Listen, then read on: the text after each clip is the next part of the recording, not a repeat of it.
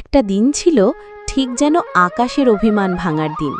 কালো মেঘে আকাশ ঢাকা, বাতাসে শুধু হুঁশিয়ারি, ঝড় আসছে।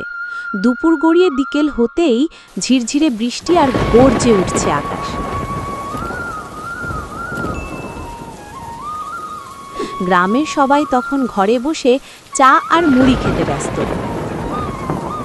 কিন্তু গোপাল ছিল আলাদা ধরনের মানুষ। তার মাথায় তখন একটাই চিন্তা, এই ঝড়ের দিনে তো পুকুরে বা মাঠের খালে বড় বড় মাছ উঠে আসে, এখনই সময়। তার সাথী ছিল ছোট ভাই বাপন। দুজনে কাঁধে জাল নিয়ে বেরিয়ে পড়ল মাঠের দিকে। ঝড়ের হাওয়ায় কাঁপতে কাঁপতে দুই ভাই হাঁটছে জলমগ্ন পথ ধরে। মাঠের এক কোণায় ছিল একটা পুরনো খাল, বর্ষায় ফুলে ফেপে উঠেছে। গোপাল জানে এই জায়গায় ঝড়ের সময় বড় মাছ ধরা পড়ে। জাল ফেলে অপেক্ষা করছিল তারা। হঠাৎ করে জাল এমন টান খাইল যে বাপন প্রায় পানিতে পড়ে যাচ্ছিল। গোপাল বলল, ধরে রাখ, এইবার বড় বিছু উঠছে।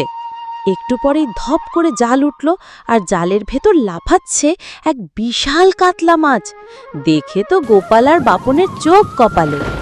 এমন মাছ তারা জীবনে শুধু হাটে দেখেছে, নিজের হাতে ধরেনি কখনো।